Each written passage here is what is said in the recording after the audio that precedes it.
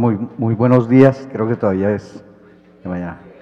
Y es un placer acompañar en este espacio con mi hermana Yanacona Adriana en el ejercicio diríamos que antes que hacer una presentación de unas características investigativas, es más de un ejercicio pedagógico, estamos haciendo y dándole vida a la palabra en el ejercicio de pedagogizar los procesos de las comunidades indígenas en contexto de ciudad.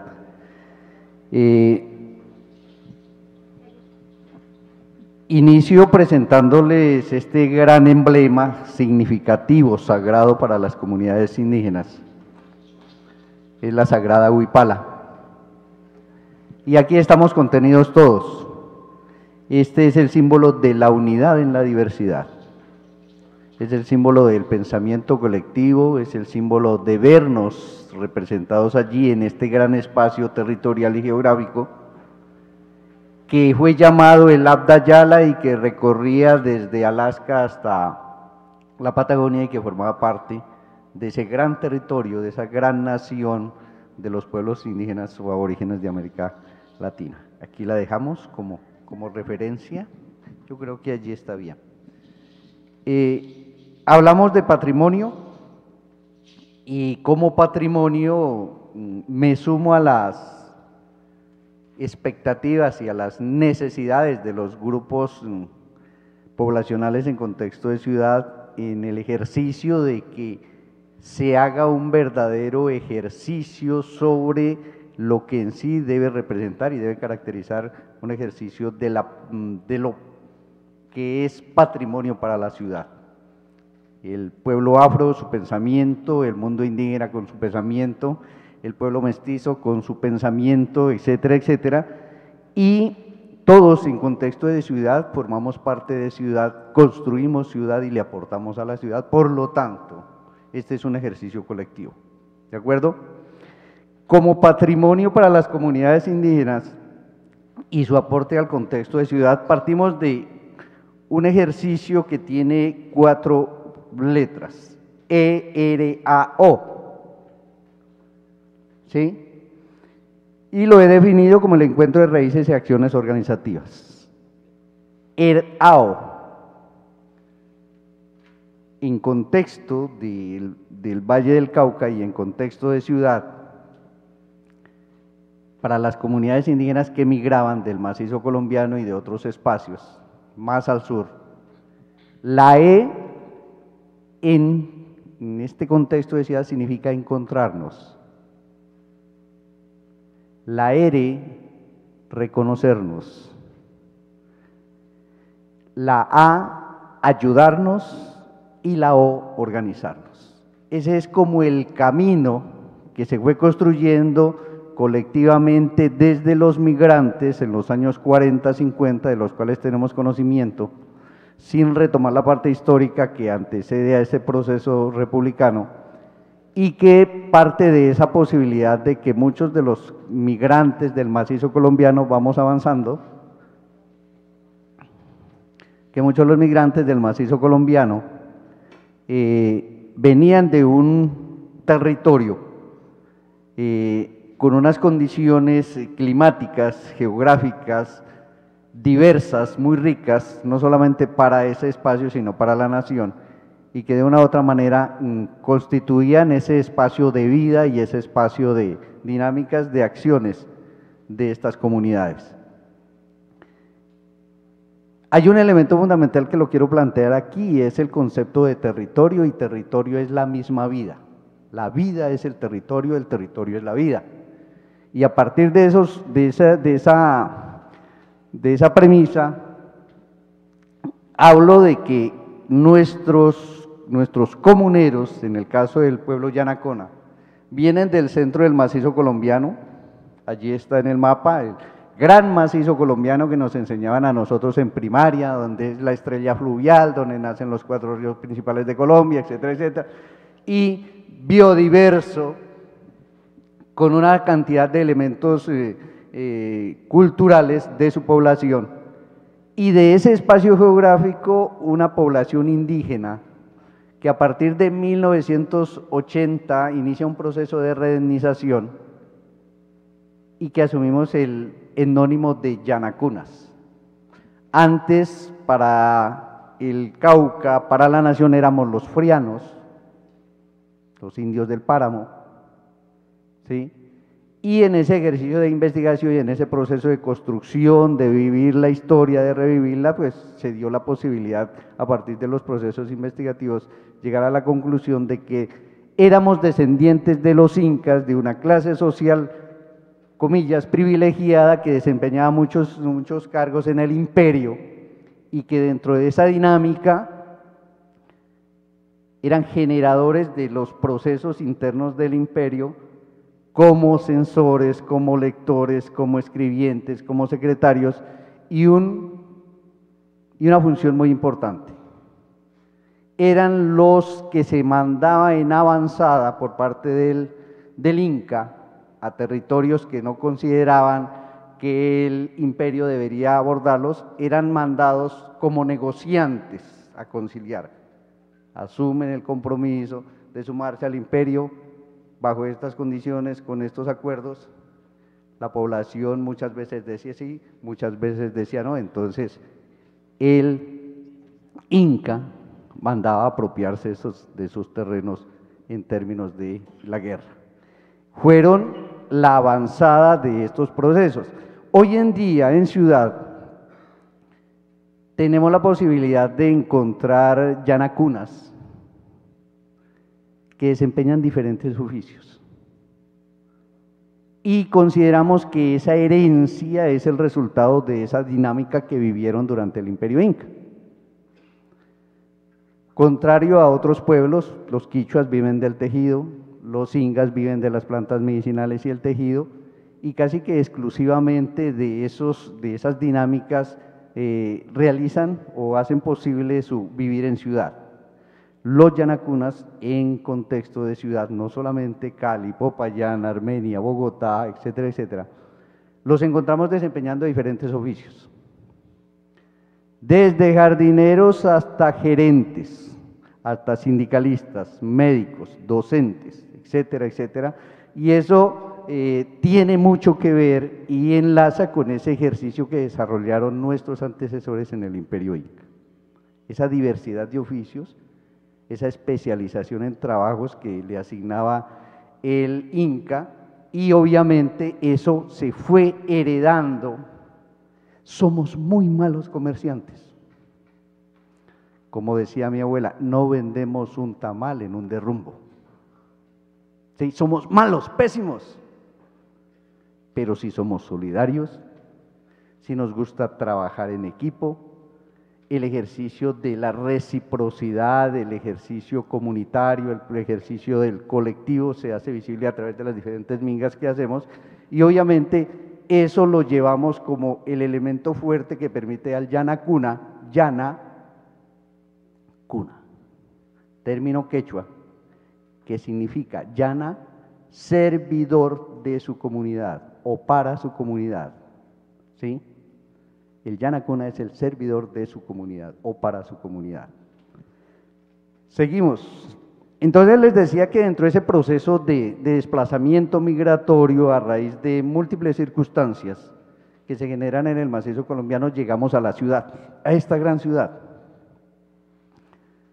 Y al llegar a esta gran ciudad, pues las dinámicas en las cuales nos encontramos y con las cuales empezamos a convivir son muy diferentes. Pero hay un elemento fundamental que empieza a generar estrategias de encontrarnos, y es que esos migrantes buscan las laderas de la ciudad,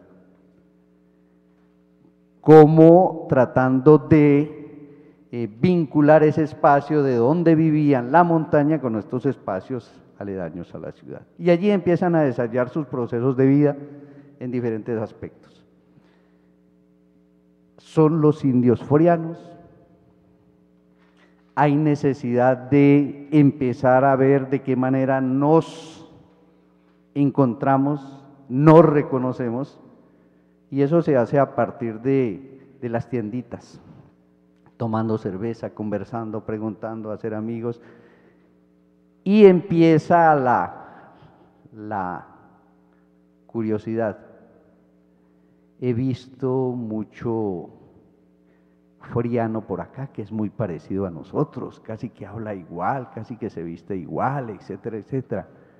Vos no sabes de dónde es, de dónde son. Y empiezan a generarse esos espacios de donde viene la población. Yo vengo del resguardo de Huachicono, yo vengo del resguardo de Río Blanco, yo vengo del resguardo de San Sebastián, yo vengo del resguardo de Pancitará, de Caquiona, etcétera. Y en esas dinámicas de fines de semana de tomar cerveza empiezan a encontrarse y a reconocerse. Y algo muy importante, ¿qué estás haciendo? ¿A qué te dedicas?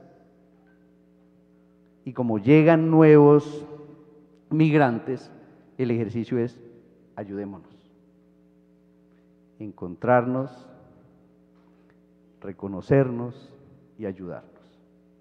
Ese proceso se da de los años 40, 50 hacia acá, hacia los años 70 se inicia ese proceso de organización mucho más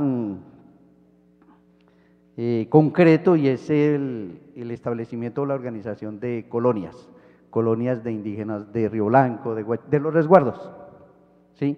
Y eso da pie para que en 1980 se cree una organización que se llama ACUR, Acción Cultural Rioblanqueña, Migrantes Indígenas del Resguardo de Río Blanco, una organización muy cerrada, exclusivamente para migrantes de Río Blanco, que dejaba de lado los migrantes de Huachicono, de Caquiona, de San Sebastián, de Pancitará, y va a llegar un momento en que estos migrantes de estos resguardos llegan a ACUR, y en ACUR aparece una reacción, pero si no son de Río Blanco no pueden estar aquí nosotros. Entonces tuvimos que pensar que esa figura de ACUR, de Acción Cultural Rioblanqueña, había que darle una apertura.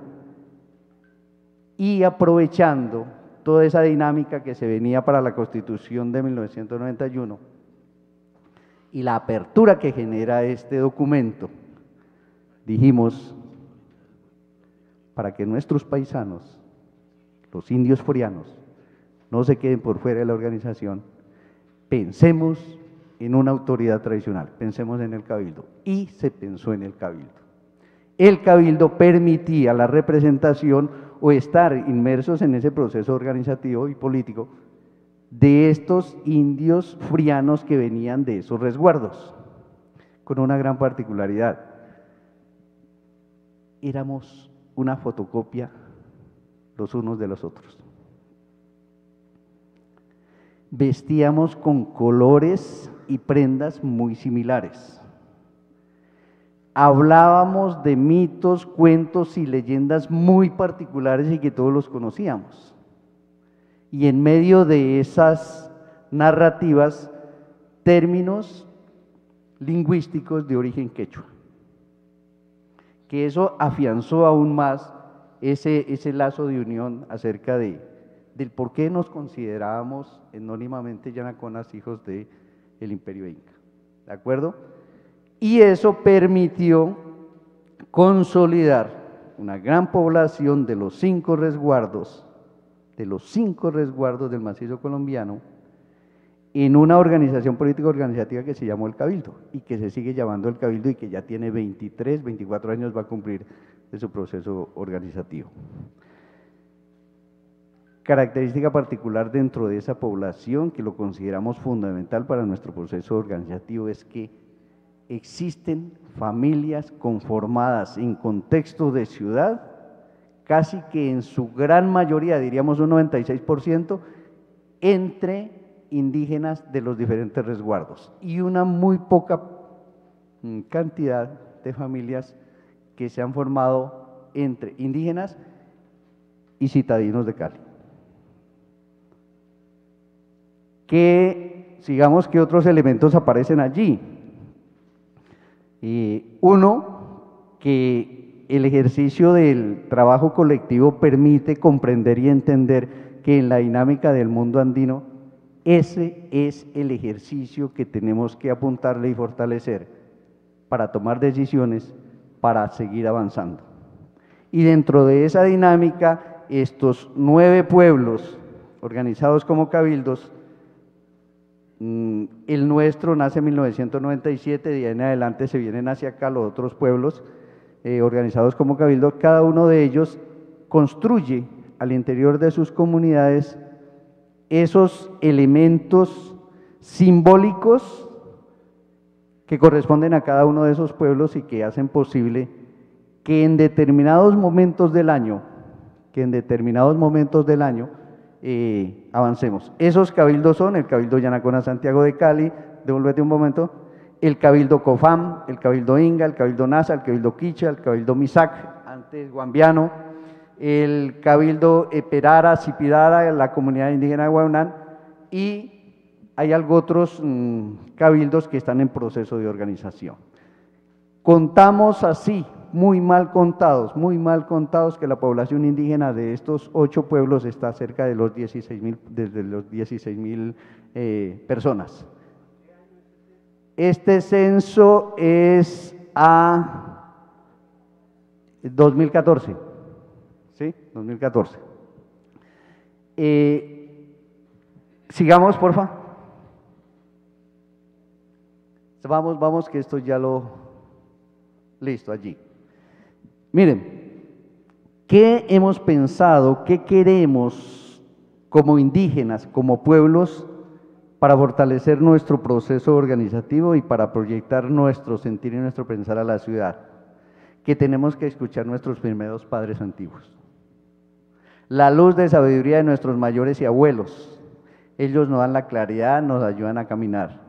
Ellos aprendieron a conocer la naturaleza y el cosmos, hablaron de las nubes y danzaron en ofrenda a las semillas para que germine bien, alegre y haya buenas cosechas. Nuestros mayores sabían leer y conversar con las estrellas y guiarse por las influencias de las fases de la luna. Leían los libros de la naturaleza, si se puede decir así. Y aparece este gran símbolo de la dinámica del mundo andino, que es el churo cósmico. Es la posibilidad de la dinámica del tiempo y el espacio en movimiento, es la posibilidad de ir y venir en el pensamiento, en las ideas, en el recuerdo, en los procesos. Y dentro de esa dinámica, de ese churo cósmico, comprender y entender las dinámicas del contexto de ciudad sin perder la esencialidad de las comunidades indígenas en este contexto. Entonces, hablar de identidad, hablar de cosmovisión, de cosmogonía, hablar de esa simbología que nos une, hablar de territorio sin tenerlo. Por eso decía ahora, hablar de la vida y hablar del territorio es lo mismo, ¿sí? Hablar del territorio es de vida y hablar de vida es hablar de territorio. Simbólicamente lo definimos de la siguiente manera, y ustedes van a entender por qué ha cogido tanta fuerza esta parte. Dijimos, no tenemos territorio, pero nuestro cuerpo es el primer territorio. Y en este territorio hay vida.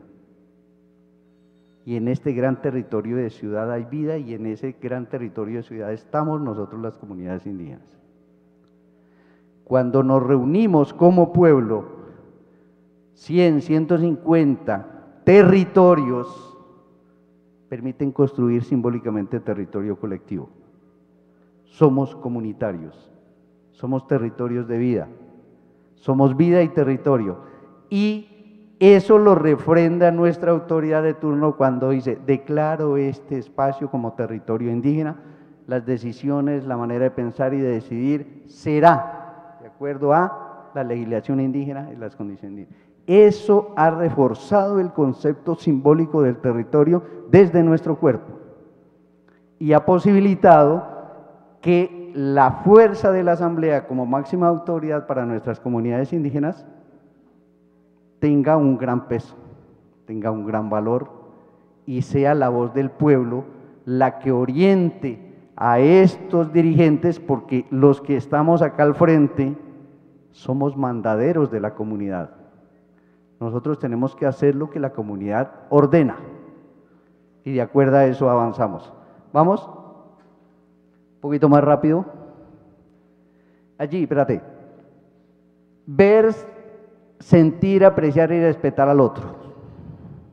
Es otro principio fundamental dentro de las comunidades indígenas y que forma parte de esa dinámica de comprender, entender, sentir y respetar la misma naturaleza. Miren, si ustedes aprecian bien esa montaña que está allí, es una gran cara que está durmiendo, que está observando, que está mirando el actuar de nuestras comunidades. Esa es la puerta de la entrada al macizo colombiano, es el Punku Urku. Punku, puerta, Urku, montaña, puerta de entrada al gran macizo colombiano. Y allí, desafortunadamente lo digo, hoy en día los que vivimos en ciudad o que formamos parte de ciudad y estamos en otro espacio, no leemos nuestras montañas, el Cerro de los Farallones no lo leemos, no lo entendemos, no lo sentimos, no lo comprendemos, por las dinámicas de nuestra vida, del tiempo. Y porque no hemos aprendido a leer, a comprender y a entender lo que nuestros mayores nos están heredando en su pensamiento y en su sabiduría. Hay que saber leer al otro. Hay un término del mundo africano, el Ubuntu, que dice yo soy porque tú eres. ¿Sí? Y todo lo que está alrededor de nosotros, todos esos seres que están alrededor de nosotros merecen el respeto, merecen el valor y el significado que cada uno de nosotros queremos que nos dé. Sigamos. Allí el concepto de la minga adquiere un gran valor. Miren, hemos intentado hacer un acróstico del sentir y del pensar de nuestra gente. La minga, movimiento de integración de fuerzas naturales generadoras de procesos de armonía y bien vivir.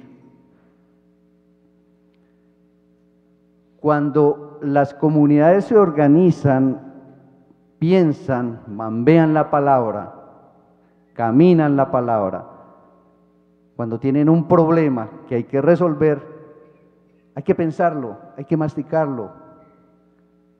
Las comunidades indígenas demoran mucho tiempo para tomar una decisión porque analizan todos los diferentes puntos de vista. Y ese ejercicio lo realizamos a través de la minga de pensamiento. Y en la minga de pensamiento estamos comprometidos todos, de corazón y de pensamiento y de fuerza. Por eso es que cuando las comunidades indígenas dicen nos vamos a la Panamericana, no es la emoción del momento, es un proceso que viene de 2, 3, 4, 5, 6 meses. Cuando todos están sintonizados, nos vamos. Además porque la minga en la Panamericana es una fiesta. Está la medicina, está la música tradicional, está la chirimía, está la danza, etcétera, etcétera, la comida, la cuentería, todo. Y se convierte en una escuela ambulante, una escuela política, de caminar, porque se aprendemos de todo.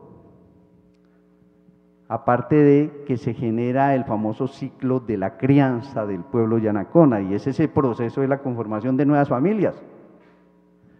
Allí se enamoran, allí se conforman la pareja, se embarazan y hay que iniciar el proceso del crecimiento desde el parir, cuidar al bebé, cómo camina, etcétera, cómo aprende a ser mandados en su comunidad y cómo ya después de los 15 años es minguero. Entonces la escuela está viva allí. Para eso están acompañadas de los médicos tradicionales, ¿sí? Están las parteras, acompañan. Todo tiene su tiempo y todo tiene su dinámica en un ejercicio de la minga. Por eso es que cuando salimos los indígenas a marchar, cuando salimos a hacer la minga, la hacemos en bloque. Y cuando dicen nuestros líderes, el tiempo de la minga finaliza, también nos retiramos en bloque. Es decir, aquí no se va saliendo usted porque no, estamos comprometidos todos. Y un papel muy importante que cumple la Guardia Indígena, ¿de acuerdo? Sigamos, a ver qué nos dice por allá. Vamos. Dale. Perdón, devuélvete un poquito. Miren esta frase Mire esta frase que nos plantea un comunero indígena de Totoró. Dice, y la asumimos todos porque nos toca. Hay que hacer despertar a las semillas y hablar y danzar con sus espíritus. Las semillas se despiertan con la música, la chicha y cuando bailamos con ellas. Hay que saber pedir permiso a los espíritus del territorio y de arriba y de abajo y de aquí y para allá. En todas las direcciones.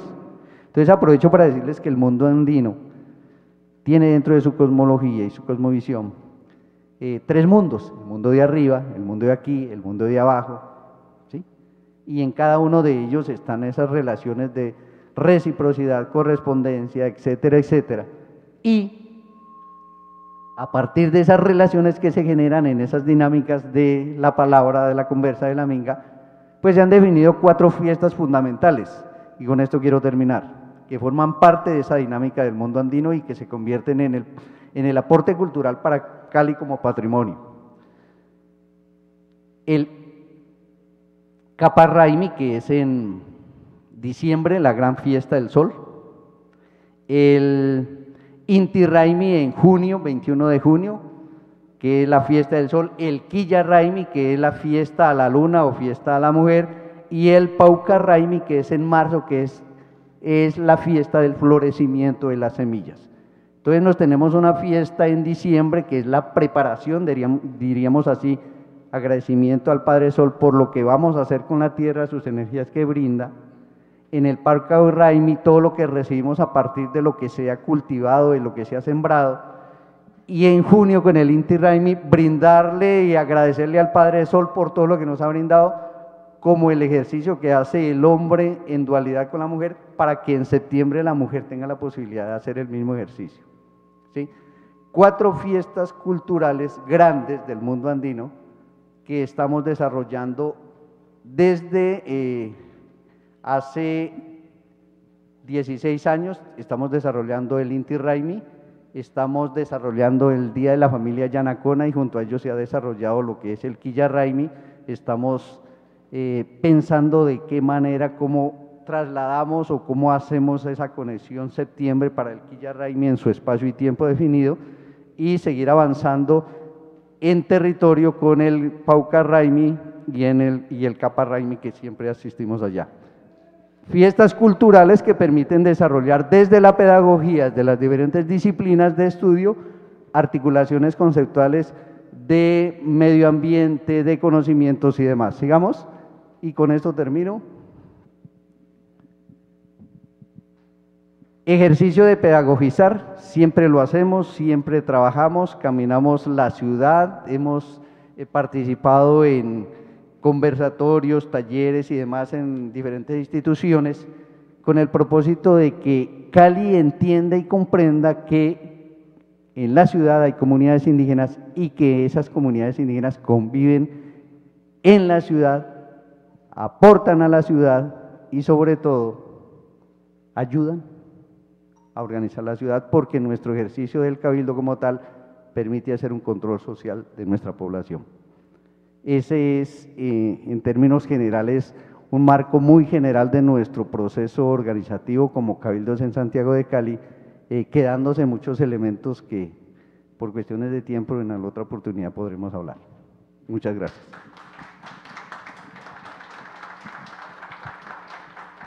Pues hombre, maestro Jimmy, yo creo que pues mejor no lo puedo decir. Creo que es un ejercicio muy interesante que desarrollan las comunidades, claramente mapeado por usted, maestro, que ha venido haciendo un ejercicio de investigación bastante profunda. El año pasado, desde la Secretaría de Cultura, se sacó un documento que intenta pues un poco mostrar lo que el maestro Jimmy les ha planteado aquí. Creo que ahí está un poco más amplio.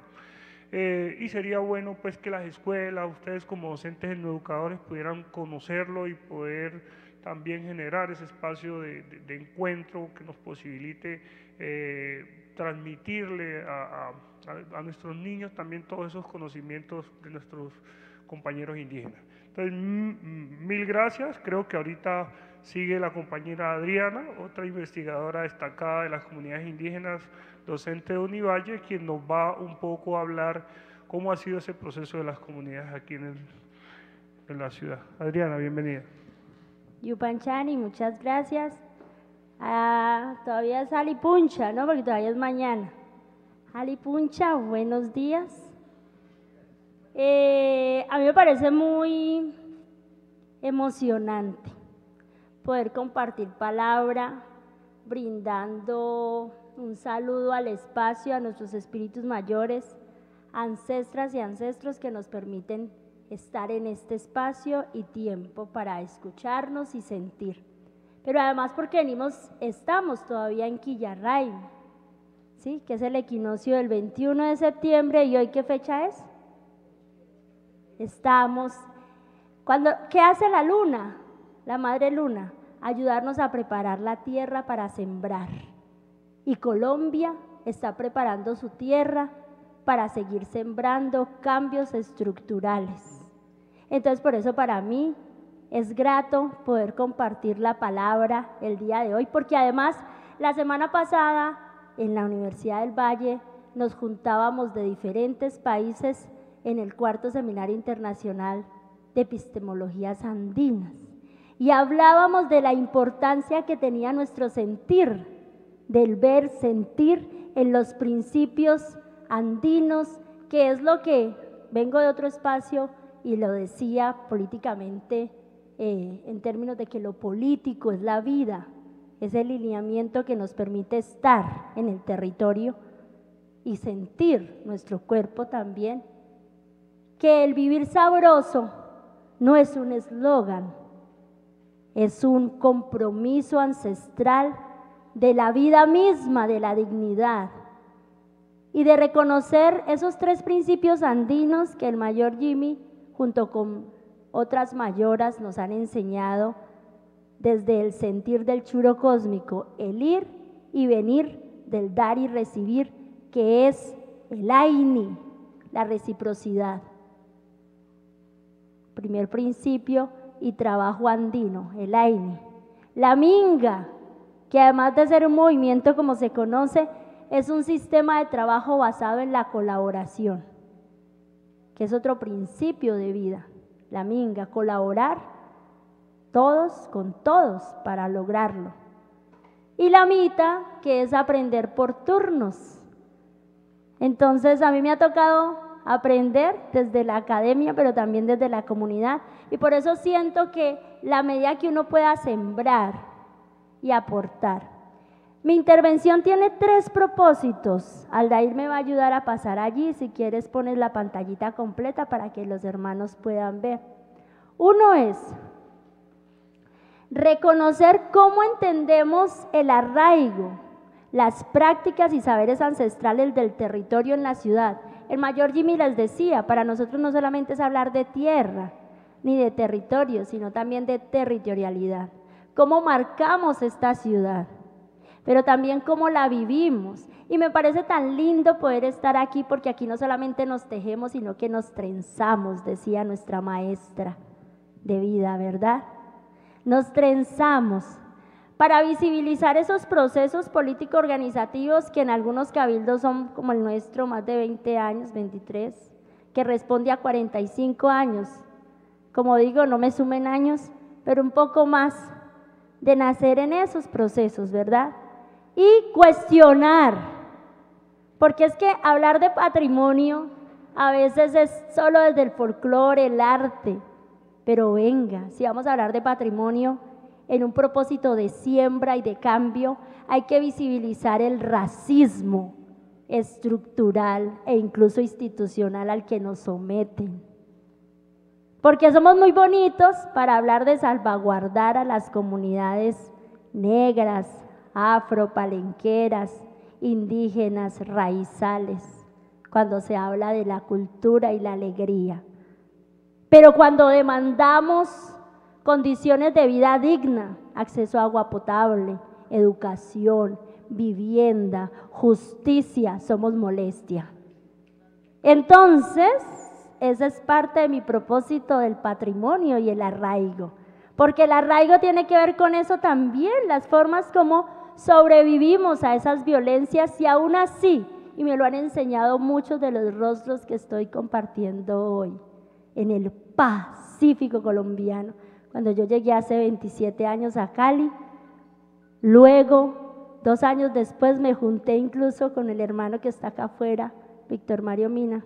Siempre lo refiero porque fue el que me permitió empezar a conocer el oriente de Cali, donde llegué a vivir, sin miedo a vivirlo, para entender lo que era vivir en una ciudad que le aterra. Cuando hablamos de arraigo y patrimonio cultural, primero también hay que situar el lugar de enunciación. Y esta ciudad a muchos nos ha asustado aún habiendo nacido en ella. Incluso lo sé, porque me relaciono con docentes de diferentes lugares de lo que hoy vamos a llamar localidades del oriente, ¿cierto? Pero también de la localidad rural, que a veces los niños y las niñas dicen, vamos a Cali, como si su lugar no fuera Cali. Y hay que visitar la ciudad, ¿no? Hay que reconocer que somos parte de ella. Entonces allí quiero decirles que a propósito de lo que ocurrió en justa medida de derecho de participación ciudadana el lunes anterior, ¿qué fecha fue el lunes? 26 que se movilizaron, ¿cierto? Hubo muchas movilizaciones, pero también hubo muchas expresiones racistas que demuestran algo de lo que yo estoy diciendo, que no es de ahora, es ancestral, ¿sí? Pero expresiones que nos señalan, incluso cuando nos dicen, indios váyanse pa'l Cauca, pero es que yo nací y estoy acá. ¿Cómo le vamos a decir a nuestros hijos que nacieron en esta ciudad, que no son de Cali, que no amen a Cali y que no la sientan como propia a propósito del arraigo? Entonces, puedes pasar al ir bajando tranquilo. Quiero comentar en este espacio, puedes con el cursor ir bajando así, exacto. Es que esta ciudad, a los diferentes pueblos hermanos, en Cali, según los datos oficiales que se registran desde el censo del 2005, existen 23 pueblos. El mayor nos refiere los 9 pueblos con procesos organizativos.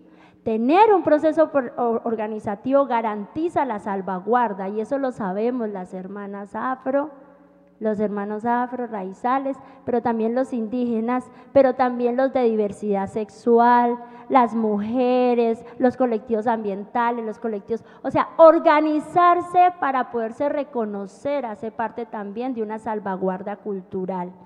Y aquí en Cali, la ciudad, o llegamos a ella o nos llegó.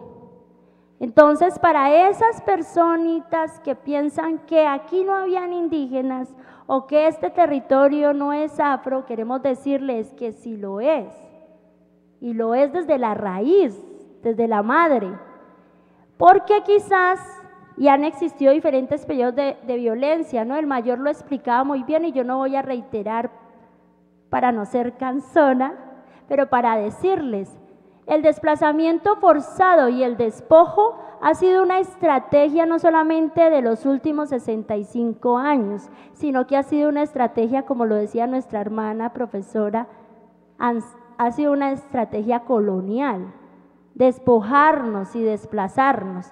Entonces aquí hemos llegado a Santiago de Cali, no, ya vivíamos, estos territorios ancestralmente son nuestros en términos no de tratar de quitar al otro, sino de reconocer que aquí es donde tenemos que habitar, respetándonos entre todos, respetándonos. Entonces, eso implica preguntarse qué se está haciendo para salvaguardar, proteger, propiciar y mantener esas comunidades.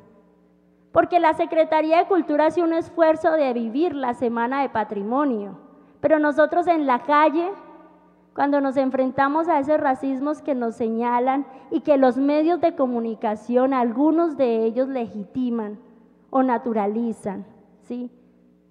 ¿Qué estamos haciendo, ¿sí? Para sobrevivir a esas violencias? Hace parte de cuestionar el arraigo. ¿Seguimos? Por consiguiente, creo que es importante reconocer y romper muchas dicotomías, es decir, muchas distancias, incluso entre lo rural y lo urbano.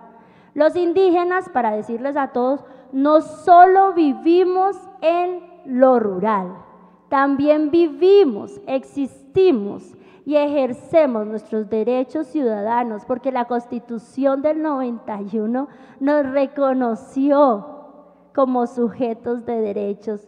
Por primera vez nos reconoce, pero aún así se ratifica en la Ley 21 de 1991 para nosotros como pueblos indígenas y para los hermanos y hermanas afro en la Ley 70 del 93, que conmemoraban en estos días 29 años. Muy bien, entonces es eso, o sea, es la reivindicación. Y desde allí, Aldair, si quieren, que no los quiero cansar, que ya esto el mayor lo explicaba muy bien, cómo nos hemos compuesto, pero también cómo tratamos de pervivir en el tiempo, sigue bajando. Quiero mostrarles esto. Esto ocurrió hace dos días. Hoy es miércoles, ¿no? Entonces en las calles de la movilización salió esta imagen completamente brusca, llena de odio, llena de maldad, ¿sí? Llena de señalamientos equivocados, que demuestran lo que yo les estoy diciendo. Para hablar de patrimonio, de arraigo, de cultura, hay que cuestionar también este tipo de racismos y esos microrracismos que en la cotidianidad se camuflan con imágenes, con chistes, con lenguajes velados, como el que decía la hermana. Ese negrito de allá, ¿será que me entendió? ¿Será que la India, no sé qué, como cuando a las hermanas, a las mayoras nos han contado, ¿no? India bruta, India patirrajada, India tenías que ser. A mí, por ejemplo, ahora ya me dicen mucha India, y yo sí, ¿verdad? Mucha India, soy mucha India. Y me muestro siempre con actitud, porque me han enseñado mis mayores y mayoras en ese proceso que es el trascender de pasar de la vergüenza al orgullo. Y ahí es donde se vive el arraigo de nuestras raíces. A nuestros niños y niñas de las escuelas les debemos decir, a propósito que eso está siendo pasado en redes, que dejen de sentir miedo por su origen campesino, porque su abuela, su abuelo, su tía, su cuidador hable mal, todos hablamos bien, solamente que hablamos desde el sentir, desde la razón, ¿no? Lo recuperamos y lo sentíamos hace 2 años con el COVID-19. ¿Quién nos salvó la vida si no fueron esas recetas ancestrales de medicinas? Porque mientras los protocolos transnacionales ensayaban en laboratorios, fueron nuestras mayoras las que, recuperando el ajo, el jengibre, el limón, la miel, nos salvó la vida. Y nos dijo, si la humanidad no se alimenta bien, vamos a seguir que estas pandemias desaparezcamos. ¿Y cuántas pandemias hemos sobrevivido los pueblos racializados? Todas. Y vamos a seguir sobreviviendo, ¿verdad? Entonces, esos microrracismos los quiero cuestionar en este espacio. Seguimos allí, ahí está la fuente, yo no me lo invento. Y quiero decirles que Cali es entonces, como lo he dicho también en otros espacios, refleja en términos de cultura una geografía de lo que es la esperanza. Qué bonito, aunque el foro, yo sé que por organización estaba primero los hermanos afro, luego los hermanos indígenas, qué bonito que las conversas se sigan tejiendo así. Es decir, no por bloques, sino que hermano afro, hermana indígena, hermana diversidad sexual, tejiéndonos en eso que el mayor usa, ¿cierto? Que es el cuichi, la diversidad. Y que es difícil, porque es que juntarnos, ya algunos decían desde nuestros propios orígenes que es difícil juntarnos, que es difícil siempre, y siempre va a ser difícil, pero por lo menos reconocernos y respetarnos. Yo creo que eso también es algo que en los últimos tiempos nos ha permitido saber dónde estamos. El estallido social nos sirvió también incluso para reconocernos en la ciudad, que habían distintos procesos políticos organizativos que no venían de ahora. Por eso yo creo que estas son dimensiones que hay que seguir trabajando a propósito de esta Semana de Patrimonio. Los procesos políticos organizativos, los espacios, el territorio, la territorialidad, el cuerpo como territorio, como cuando a mí me dicen, ¿y usted por qué pone turbantes y tiene que estar? Porque me gusta. Yo vivo en una ciudad donde comparto y amo lo ancestral afro, porque en el Petronio yo he aprendido que es el pacífico, es decir, las paces lo he aprendido allí, porque no lo puedo vivir, ¿me entienden? Entonces, reconocer las marcas culturales propias, pero también valorar las de otros y otras que habitamos en este contexto. Culturas como expresión política pacifista, yo creo que ese es otro elemento que es clave en esta conversa. Es que sin haber tenido el mayor Santiago, cierto que lo conozco de rato, y que tengo ya el honor también de la maestra, de habernos encontrado en varias conversas y de tejidos, de tejer no solamente las tradiciones, sino que también tejernos como acción política o trenzarnos como acción política. Esto es un espacio supremamente importante y valioso para no solo reconocer y enaltecer nuestras raíces ancestrales, sino también para valorar cómo nos podemos apoyar mutuamente de tu experiencia con mi experiencia comunitaria, de qué manera intercambiamos para fortalecer esa resistencia pacifista, para que no te desgarren como están tratando de hacer ahora, con odios, con rencores, con mensajes mediáticos que te desgarran el alma o que te hacen confrontar al otro, porque nos van a querer dividir como hermanos étnicos racializados y lo van a seguir insistiendo por todo lado. Colombia, Cali no es ausente a esa actitud de los violentos a no querer promover un cambio social, un cambio estructural. Muy bien, entonces, y no quiero mostrar hacia abajo, que en Cali, ya lo habló el mayor, quiero mostrar hacia abajo, miren toda la cantidad de pueblos indígenas que habitamos aquí, ya el mayor sigue para abajo. Quiero decirles, acá al final, sigue, baja, y decirles que para nosotros, los pueblos étnicos racializados, no es nuevo la defensa del territorio, ni tampoco la memoria ancestral, ni tampoco reconocer el contexto histórico. Al contrario, llegó el momento de aprender y de reconocer mutuamente nuestras experiencias. Y llegó el momento de enseñarles con amor a otros, porque también a esos que sacan carteles basados en odios, en ignorancias acumuladas, racistas, hay que aprender a enseñarles, ¿sí? Pero no desde la misma forma, desde la agresión, sino desde la conversa, desde el reconocimiento, a ver si logramos desarmar a tanta gente, así sea desde el discurso de la palabra.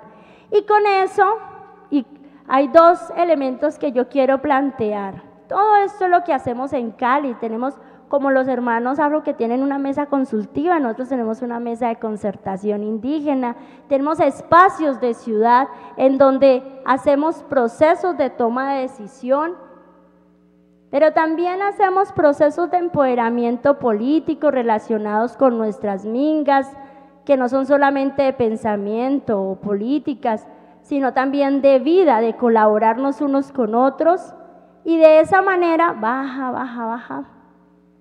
baja. Miren todo lo que hacemos a propósito de las ayudas. Esto, quiero decirlo aquí. Reconocer los procesos de resistencia pacifista que como pueblos racializados hacemos. ¿En torno a qué? A que contribuye a recuperar nuestras propias historias, a reconocer la capacidad transformadora de los pueblos étnicos, campesinos, de las poblaciones de mujeres, de jóvenes, de personas en diversidad sexual. No nos sigamos fragmentando solamente, yo soy todo, yo soy mujer indígena, soy diversa, soy mujer, entonces, y a veces finjo de ser joven, entonces también me meto en los jóvenes, ¿verdad? Entonces, ¿qué? No nos podemos como un pedacito para cada lado, no, ¿cierto? Cuestionar las imágenes de los medios de comunicación en gran parte de los gobiernos, cuestionar la distorsión de nuestras luchas en la defensa de la vida, nuestra madre naturaleza versus las economías extractivistas. No por el cambio que hemos dado ahora, yo no estoy haciendo un discurso político, quiero ser clara para los docentes, hermanos y hermanas que están acá, pero también para los medios que nos siguen. Solamente estoy convencida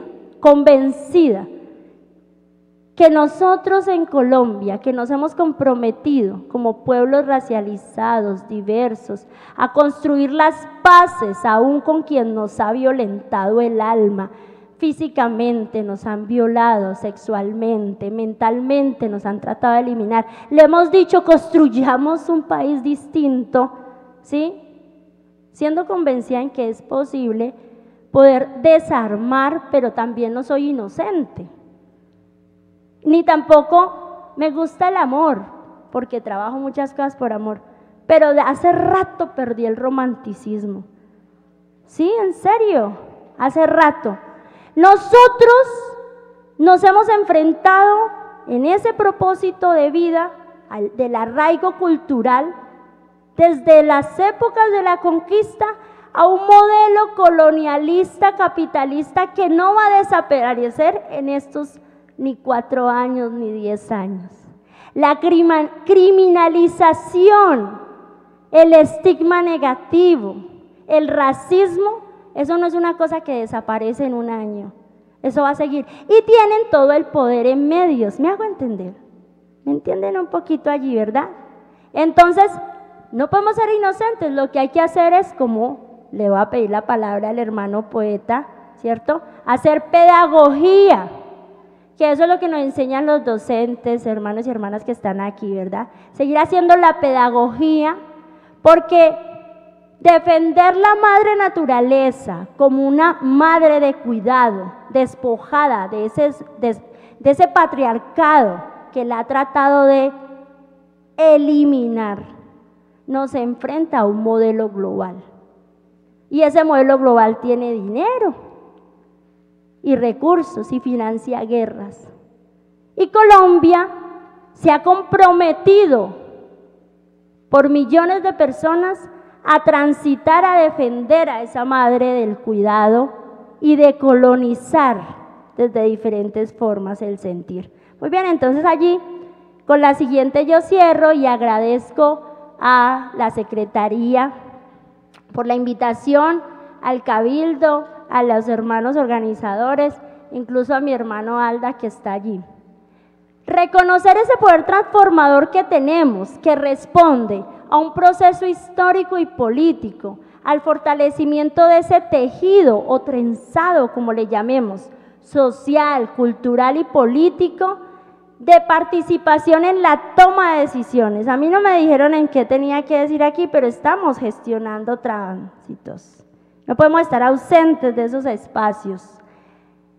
Reconocer, valorar el incremento de esas resistencias y acciones alternativas no violentas y esos procesos de sanación desde dentro, de reexistencia, porque el tejido no solamente puede ser de la lana social, sino también de lo que la misma Comisión de la Verdad nos dejó como legado, del reconocimiento del otro para poder tramitar la construcción de la paz en este país.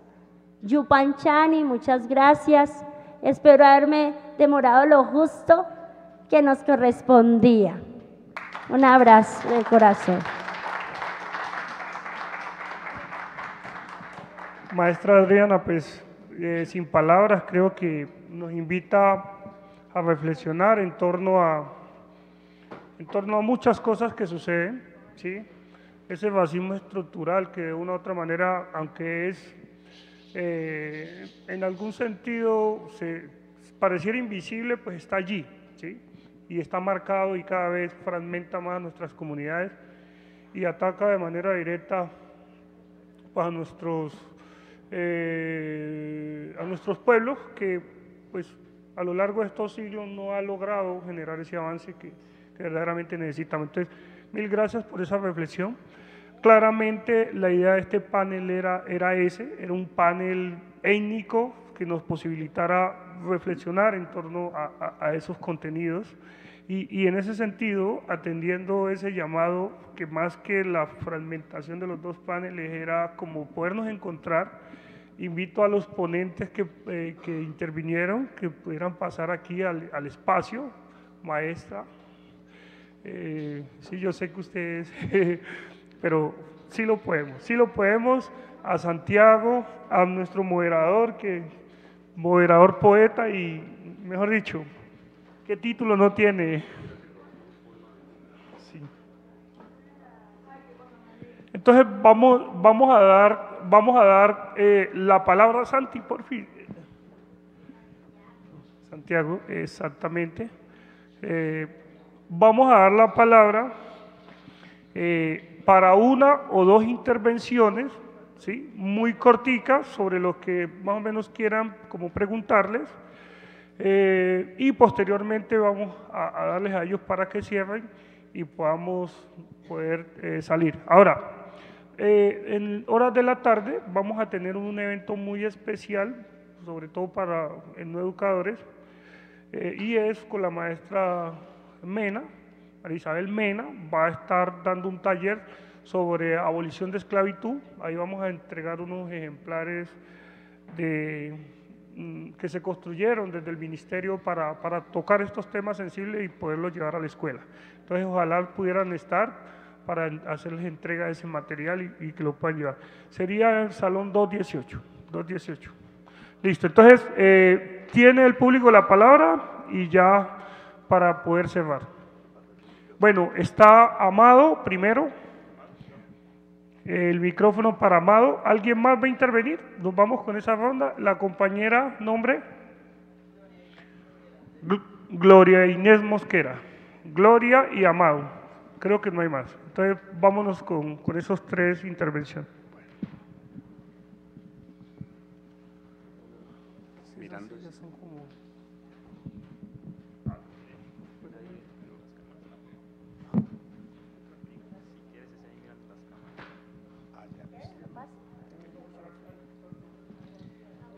Buenos días a todos y a todas los etnoeducadores que nos acompañan en el día de hoy y demás personas estudiosos del tema étnico. Levanten la mano los etnoeducadores y etnoeducadoras que hay en este recinto. Ok. Bueno, primero que todo yo no voy a echar discursos, sino que voy a referirme a la intervención de unos amigos muy importantes, conocedores de este tema y que he estado todo el tiempo atento, aprendiendo. Mi amigo Santiago, la profesora Eneida, el compañero Cassiani, ¿dónde está? Salió. Y la intervención de los dos hermanos indígenas que lo deja uno sin palabras. Realmente este es un ejercicio enriquecedor, pero para eso quisiera hacer una anotación sencilla. ¿Qué entendemos por la etnoeducación? Resulta que aquí me levantaron la mano un poco de etnoeducadores y la gente saca pecho, y resulta que la etnoeducación, ¿qué es? Es llegar a decirle al alumno de preescolar de básica primaria, ¿sí? Es decir, su pasado con propiedad, para que analice el presente y diga qué voy a hacer para resolver el problema de la salud, alimentación, trabajo, vivienda y educación a todo nivel. Esa pregunta, siempre y cuando no la hagamos y tratemos de resolverla, no estamos haciendo nada. nosotros hemos hecho algunos planteamientos en torno a que esa situación se haga en las instituciones, pero hay un problema muy fundamental. En el mundo existen dos corrientes. Aquí de pronto me ayuda mi amigo Santiago si me equivoco, el historiador. Hay dos corrientes a nivel de las comunidades negras, los separatistas y los integracionistas. Los separatistas dicen, si aquí se crea una escuela para blancos, acá otra para negros en igualdad en condiciones. Los integracionistas decimos que podemos trabajar todos juntos si nos respetamos en igualdad de condiciones. Y era el tema que planteaban los compañeros indígenas, que siempre y cuando esté el respeto podemos trabajar negros, indios, mestizos, pero debemos hacerlo en igualdad de condiciones y respetando los derechos. Entonces yo quería decirles aquí a los panelistas que, es decir, hay una serie de cosas, por ejemplo, el Petronio Álvarez, y tenemos nosotros la música, las bebidas, la gastronomía, tenemos toda una serie de acervos culturales, pero hemos perdido una parte muy interesante, a los peinados de la compañera Eneida, que los peinados comunican y en la parte de la colonización se utilizaba mucho para las mujeres mandar el mensaje a los guerreros para mirar el tema de cómo iban a construir su libertad.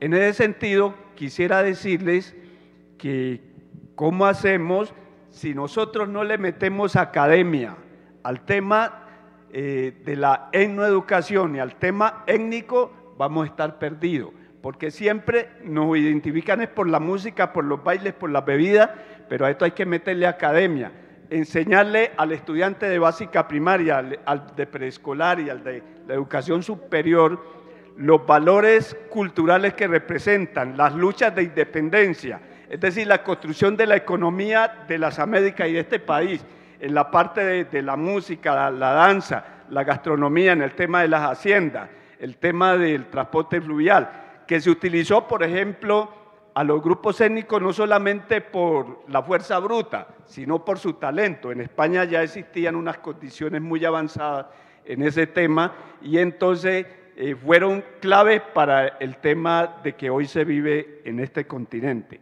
Entonces a mí me gustaría que planteemos eso y que si no le enseñamos al muchacho vamos a seguir en un círculo vicioso. Miren lo que pasó en la institución Humberto Jordán Mazuera. Por ahí vi a mi compañera Luz Aide.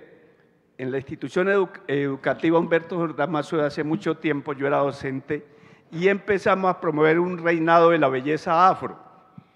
Y entonces ya se estaban sacando a las niñas y yo miré que no habían dos negras simpáticas y les dije, ¿ustedes por qué no participan del reinado? Y se reían entre las dos y eso me impactó. Me acerqué a ellas y me dijeron algo que me causó, me dijeron, profe, lo que pasa es que a nosotros nos da vergüenza por ser negras. Entonces, claro, ese es un problema que institucionalmente hay que enfrentar y de ahí en adelante la institución siguió institucionalizando ese tema y entonces tenemos que avanzar en esa dirección para poder, entonces yo quisiera que aquí los amigos que han hecho investigaciones muy serias nos ilustraran un poco en esa dirección. Muchas gracias.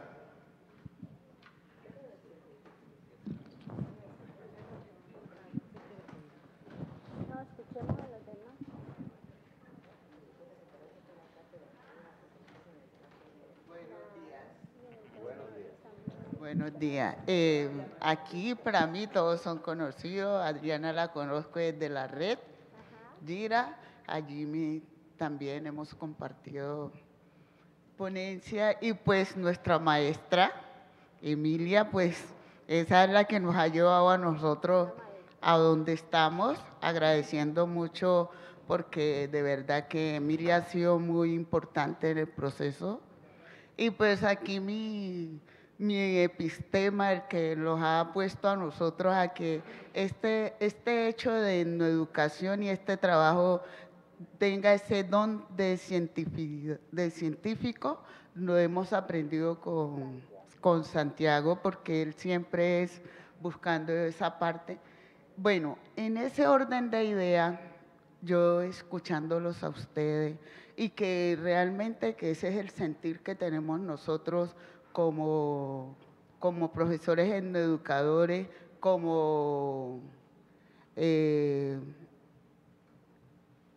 desarraigo que trae uno cuando viene de su lugar de origen, el desarraigo que se genera aquí en la ciudad cuando nosotros llegamos y no nos identificamos.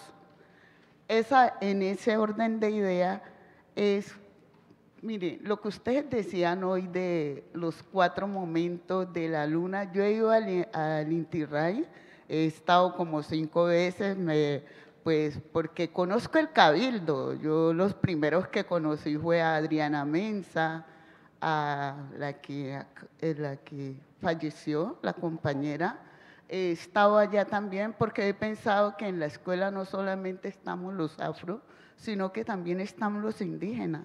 Y ellos también necesitan conocer. Y si es preciso, también hay campesinos. Si uno se pone a hacer un diálogo de saberes en el aula, se da cuenta que también están los niños que vienen del campo. Y también, pues, a partir de eso, la maestría que hicimos, la hicimos basada en ese trabajo. Cómo atender a esos niños que llegan en cuestión de desplazamiento a nuestras instituciones y que traen unos saberes propios, que traen unas dinámicas propias, cómo esas dinámicas dialogan en el aula, ¿no? Cómo atender al que llega y cómo el que está ahí recibe esa información. Entonces, a partir de eso se han generado unos diálogos de saberes en el aula que nos han permitido generar esa dinámica, pero nos falta el ingrediente, esa pedagogía que no solamente sea de un solo docente o el que le nace, sino que cómo nosotros irradiar esa pedagogía en torno a esas instituciones y de la ciudad de Cali. Entonces, por ejemplo, ahora yo los escuchaba la ponencia de ustedes del nacimiento del sol y cómo ya tiene 3 momentos, ¿ya? Entonces digo yo, ¿cómo llegar nosotros también al aula que no solamente sea ese discurso de ustedes, sino que sea un discurso de nosotros también? ¿Cómo esta parte de lo afro que la profesora y que nosotros lo tenemos y que lo llevamos al aula y que hablamos desde la mirada de lo afro, pero a mí también me gustaría hablar desde la mirada indígena? Cómo nosotros aislamos, amarramos y desde ese patrimonio que se pretende, porque ustedes lo están diciendo allí, lo están diciendo, pero Cali es multicultural, es diversa. Cali tiene que tener una pedagogía unificada donde nos encontremos y que le demos una respuesta a esta diversidad étnica, como lo dijo Adriana. Yo soy de colores y ahí ustedes lo colocan. Yo estoy vestida de colores y significo eso. Yo sé por qué me coloco una pañoleta esta, ¿sí? Entonces, ya ese patrimonio debe estar unificado. Ustedes dijeron juntanzas, ¿no? Entonces, atendamos a Cali desde esa diversidad, desde esa vida real. Entonces, ¿cómo llevamos esa vida real a la escuela? Esa es mi pregunta. Bueno, pues no sé, hay otra. Listo, para que cerremos. Bueno, más que una pregunta, quiero felicitarlos. Fueron ponencias maravillosas y desde mi ser pienso que envidiables. Porque yo pienso qué rico poder reconocerse como negro, reconocerse como indio. Yo me pongo a pensar y yo digo, yo no me reconozco. A mí me pasan un papel donde dice qué raza es y yo no sé si soy mestizo, si soy mulato. Me toca preguntar, bueno, ¿yo qué soy? En esos, cuando uno va a estas reuniones, que le pasan esos papeles para que uno llene todo y cómo se reconoce. Y uno dice, bueno, ¿verdad? ¿Cómo me reconozco? Entonces me parece supremamente interesante y maravilloso todo lo que ustedes han ganado. Y saber uno que hoy en día los niños se reconocen, soy negro, con orgullo, soy indio. Entonces es muy bonito, me siento afortunada por estar hoy aquí en estas ponencias maravillosas. Muchas gracias.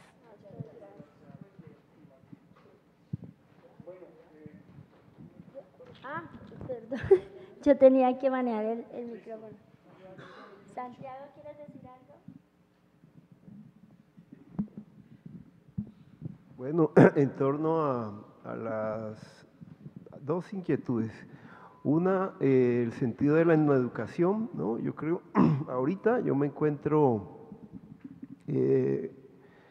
ayudando a diseñar, coordinando lo que se ha llamado en Ecuador el modelo pedagógico etnoeducativo afroecuatoriano, ¿cierto? Como una política educativa para todo el país, porque se han declarado una serie de instituciones como guardianas de los saberes afroecuatorianos. Y bueno, eso implica una particularidad dentro de la educación de las Américas, lo que está sucediendo allí. Pero la etnoeducación a Ecuador, a Perú, un poco lo que hay en Brasil, en Río, la Asociación de Etnoeducadoras en Río, es hija de lo que hicimos en Colombia, ¿cierto? Entonces, y ya digamos en esta etapa cuando se comienza a difundir el sentido de la etnoeducación, creo que hay ya asuntos muy claros como puntos de llegada. Primero, en la historia de la educación mundial, toda educación ha sido etnoeducativa. Han sido proyectos territoriales de educación, ¿cierto?, con base en unas características étnicas de los grupos y que mediante la colonización han pretendido o se han universalizado, ¿cierto?, ¿no? Y cuando hablamos de educación en abstracto y tenemos como modelo la europea en esta última fase, lo que reconocemos es ante todo la impronta colonial de un proyecto etnoeducativo europeo. Entonces, cuando hablamos de educación, estamos hablando de etnoeducación, primer asunto. Segundo asunto, la etnoeducación es un proyecto de descolonización de los pueblos. Tercer asunto, es la esperanza de la educación mundial, porque es en estos pueblos donde residen las ecosofías, los conocimientos más importantes en términos de tecnologías apropiadas para conservar los ecosistemas del planeta. Cuando miramos eso que se llaman las zonas azules en el planeta, nos damos cuenta que las zonas mejores conservadas y que en estos últimos 30 años de fase extractivista, el capitalismo viene por los recursos allí, esas zonas son las que han habitado las poblaciones etnizadas o racializadas, ¿cierto? A tal punto que de esto que yo estaba hablando, de lo que estaba hablando María Emilia, tiene que ver con las culturas, los troncos culturales más importantes que hemos cuidado, las cuencas hidrográficas en el mundo. ¿Sí? Las culturas africanas somos las que tenemos mejores sistemas de conocimiento y de tecnologías para cuidar tanto las cuencas marítimas como las cuencas fluviales, y por eso hemos desarrollado, ¿no?, las principales culturas allí. Y estos cantos tienen que ver con el cuidado del agua, las danzas, ¿cierto? Entonces, eso es lo que está en juego en la educación. Nosotros somos el futuro de lo que debe ser la educación en el mundo si tenemos en el centro el gran problema ambiental. Nosotros tenemos soluciones, ¿no?, tecnológicas, ¿cierto?, que se deben de expandir. Entre otras cosas, somos los que hemos cuidado lo que aún queda como pulmón del mundo. Bueno. Y en cuanto a este asunto del diálogo afroindígena, yo les quiero comentar un asunto. Cuando se creó la Oficina de Asuntos Étnicos en Cali, que el primero fue el finado, el primer director fue el finado, sí, aquí en Cali, eso fue, el primero fue el finado Gonzalo Ortiz, me dijeron que se había muerto, me di cuenta en estos días. Él fue el primer director de asuntos étnicos para Cali, para el municipio de Cali. Entonces Gonzalo Ortiz, nosotros habíamos creado en 1995 con el finado profesor Francisco Zuluaga, el que me formó a mí como historiador en los asuntos de archivo y paleografía y todas las cosas que se estudiaban en ese tiempo. Pachito se murió hace un año, Francisco Zuluaga, ¿cierto? El gran historiador del Patía, ¿no? Él me metió al Patía y ahí aprendimos, ¿no?, a entender la vida afroindígena y cómo se construyó ese palenque en el Patía, y no, porque venían indígenas del macizo, eso era zona de frontera, bueno. Entonces, nos llamaron a nosotros, que estábamos en la Universidad del Valle, habíamos fundado el Grupo de Investigación CUN-1, así se llamaba, ¿no?, que fue el primer grupo de investigación oficialmente inscrito en Colciencias con el tema afro en este país, cuando se comenzó a organizar el asunto del sistema de ciencia y tecnología aquí, ¿cierto? Entonces nos llamó Gonzalo para que hiciéramos un diagnóstico de las comunidades afro aquí en Cali, ¿cierto? Y de inmediato Pacho y yo llamamos a nuestro hermano Ari Campo, al hermano Yanacona. Nosotros lo reconocíamos, ¿cierto?, como académico que venía trabajando con María Teresa Fingi y se venía formando esa oleada de intelectuales indígenas ahí en el Cauca, y de inmediato nosotros llamamos a Ari, hicimos un equipo y salieron los primeros datos en 1996. Entonces yo quiero recordarles eso, de que hemos hecho, ¿no?, sí, de alianzas, ¿cierto?, para trabajar juntos. Infortunadamente, por momentos aparecen personajes, hombres y mujeres, que por sus intereses políticos, ¿cierto?, por sus pequeñas agendas, dividen, ¿no? Pero hay que seguir en ese camino, ¿no? Yo, ¿no?, por ejemplo, con Ari, con Freddy, con ellos, ¿no?, de corazón a corazón, con los hermanos indígenas, y tenemos cierta amistad, ¿no?, de décadas. Bueno, yo quiero decir muy rápidamente que hace mucho tiempo me estoy pensando en cuanto al término étnico, cómo podemos llamar eso, porque a mí no me gusta cuando nos llaman grupos étnicos, porque si los indígenas y los afros somos grupos étnicos y los otros, ¿qué son? Y me parece que es un término muy peyorativo, bueno, que racializa, que minimiza. A mí no me gusta, y hace tiempo vengo pensando cómo llamarnos. Y en segundo lugar, en cuanto a lo que dice Amado, yo supongo que los maestros y las maestras deberían estar haciendo el trabajo no en educación, sino de educar para el reencuentro, de educar para la armonía, de educar para la comprensión entre los pueblos, así lo llamaría yo, y ahí me robé el término de García, de Jorge, educar para el reencuentro. Es decir, que todos los niños y las niñas en un aula de clase se sientan representados, se sientan valorados, se sientan queridos y queridas. Pienso que lo deben estar haciendo, y para mí eso ha sido muy fácil desde cuando yo era profesora de castellano y literatura. Un ejemplo así chiquitico. Antes de que existiera lo de la cátedra de estudios afrocolombianos, creo que yo ya lo hacía, cuando a mis estudiantes en Candelaria se le burlaban del apellido Camanajo y no sé qué, inmediatamente yo decía, ¿y por qué te burlas? Él es el único que tiene su apellido original, el dueño de la tierra, en cambio el tuyo, el mío, son apellidos patronímicos prestados, y por ahí yo me iba. Hay cosas muy sencillas que se pueden hacer, muy, pero muy sencillas. Pero eso sería tema de otra conversación y de otro taller. Y dejo allí, gracias. Y yo creo que a propósito de lo que han intervenido y también entendiendo un poco la conversa de lo que propone el maestro Santiago, ¿cierto?, la profe Emilia, Jimmy, el colega poeta, es que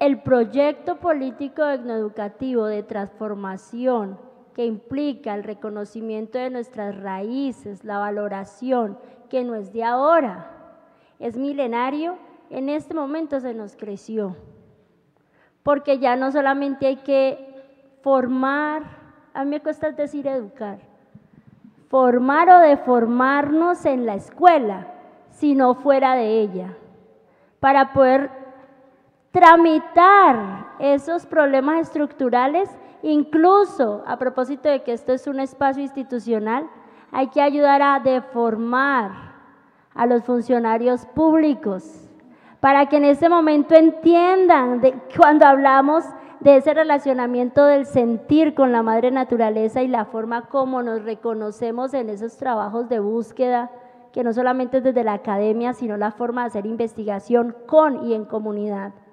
Porque a veces somos muy buenos en lo técnico, pero muy poquito en la escucha.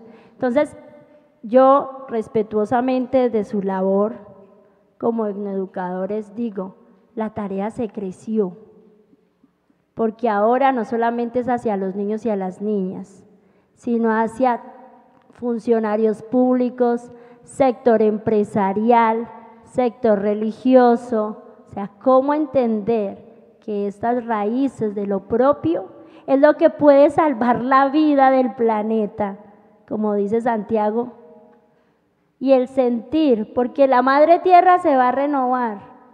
¿Y quién se quiere salvar? La humanidad. Entonces, en esa raíz ancestral es donde hay mucha de la salida. Insisto, la tarea se creció. ¿Cómo la hacemos? Pues tramitémosla. Bueno, pienso que hay una concepción errada de territorio y la territorialidad como se ha venido manejando el concepto de la educación en Cali. Las instituciones etnoeducativas están en el oriente de Cali, o sea, es una ciudad diferente a Cali, ¿sí? Y es un gran error, ya lo decía el compañero, que este es un ejercicio histórico, es un ejercicio que hay que tomarlo desde sus raíces y mirar de qué manera pues lo articulamos a estos nuevos procesos y a estas nuevas dinámicas. Dos, cuando se define por parte de la Administración Municipal y la Secretaría de Educación a las instituciones etnoeducativas, y mire, imagínense lo que empiezan a manejar los mismos docentes etnoeducativos. Necesito un etnomarcador, un etnopupitre, un etnolocker, un etnosalón. Entonces, desde esa visión, desde esa posición, pues obviamente o no se entendía o se quería tomar folclóricamente el ejercicio de lo que se venía trabajando. Yo inicio mi trabajo en el Gabriel García Márquez, antes la presentación en la Comuna 15, en el 2007, y un error que hoy estoy lamentando es que intento identificar y hacer un inventario de estudiantes indígenas y me encontré con 120 estudiantes indígenas. Y con ellos les dije, vamos a trabajar danza andina, cuentería y demás. Y resulta que ellos se me echaron para atrás. Vergonzante, la vergüenza de ser indígenas. Cuando hice la propuesta más amplia, la primera sesión me llegaron 12 afros, estudiantes afros, y a los 15 días tenía 150 danzantes afros, danzando música andina, ¿sí?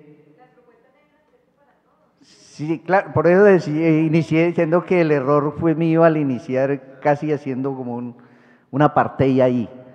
Bueno, resulta que ese ejercicio lo vengo desarrollando y ya el tiempo se me limita por la cuestión de mi trabajo en el aula y me llevo 2 compañeros yanaconas a que me continúen desarrollando el proyecto.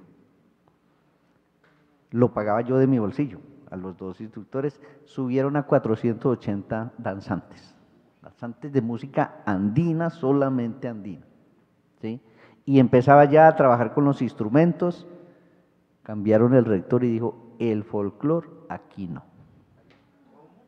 Aquí el folclore nada, aquí venimos a hacer esto y esto, la institución va a ser certificada para trabajar en convenio con el SENA, va a ser una institución técnica.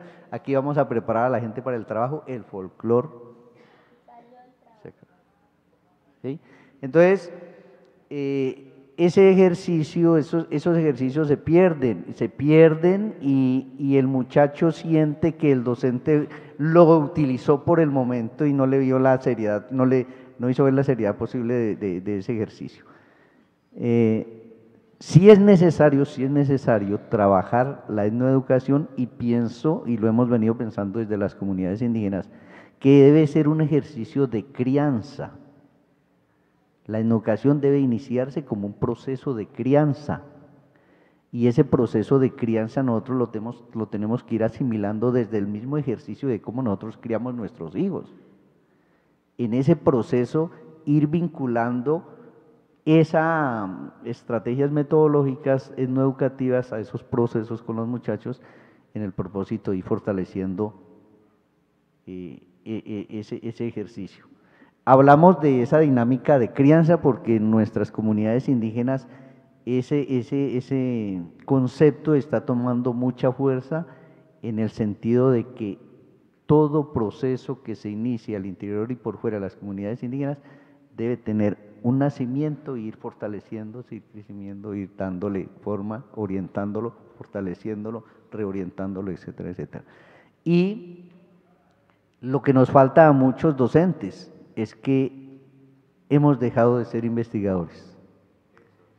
Y la investigación es fundamental en esos procesos de formación para con los muchachos, sobre todo en el ejercicio de ese ojo clínico que uno debe tener para identificar en el muchacho potencialidades y demás, y poder ir haciendo un inventario de presaberes culturales que se manejan desde los núcleos familiares. Bueno, pues terminaré con esto, ¿no?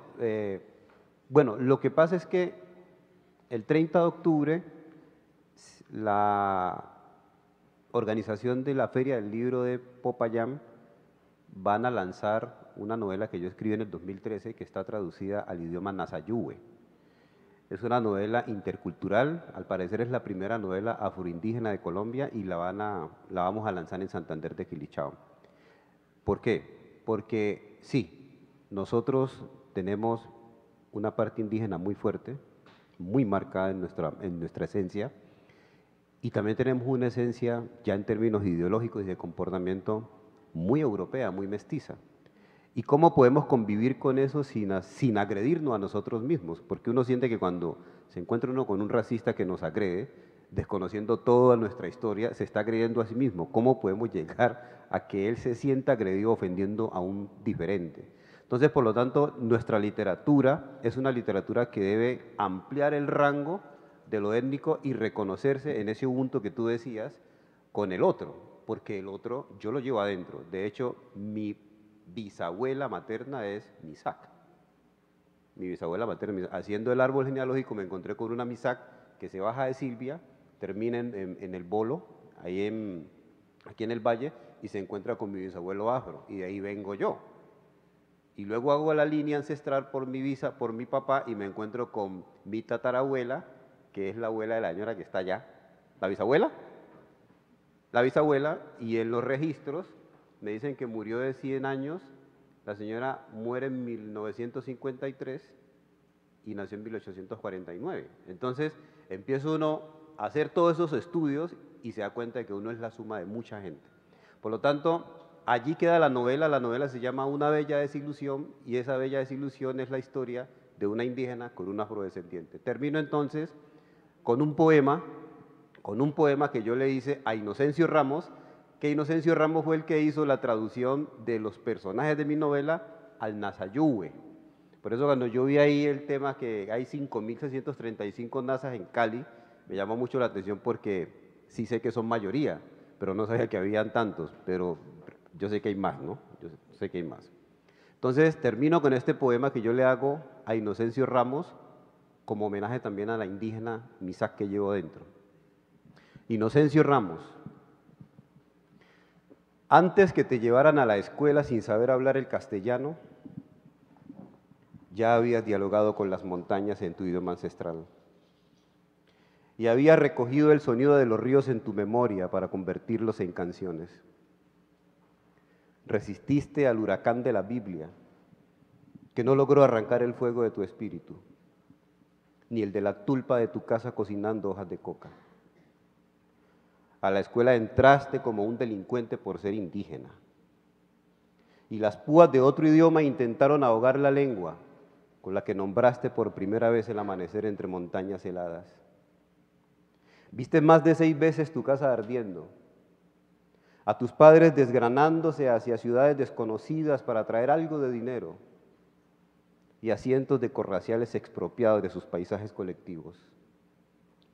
¿Alguna vez golpeaste la cara de quien se burló de tu vínculo con el maíz y la tierra? Y cuando te diste cuenta que eras hijo de la estrella y la laguna, y no de 2 delincuentes avergonzados de su propia desnudez, Satanás salió de tu memoria convertido en un insecto y lo aplastaste con tus pies descalzos mientras tocabas un tambor.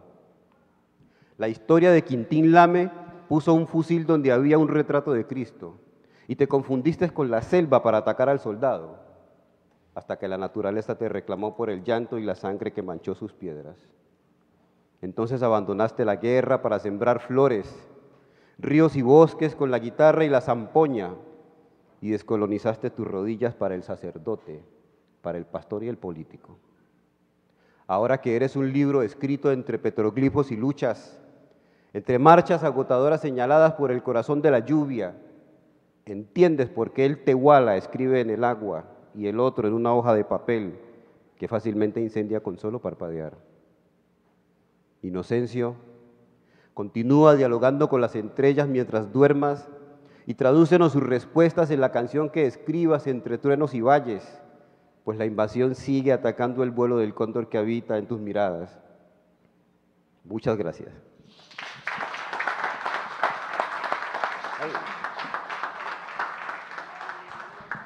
Hola, mil gracias a todos. Creo que, bueno, no había un mejor final para esto. Entonces, mil gracias. Varias cositas, anuncios. Primero, vamos porque ya se nos volvió un almuerzo esto, vamos a invitarlos a almorzar ahí aquí, en San Carlos. En San Carlos vamos a estar allí, entonces sería bueno que San Carlos es aquí a la vuelta, uno de los compañeritos, ahorita Aldair, los acompaña. La idea es que puedan ir todos en orden, así como estamos, no sé cuántos hay.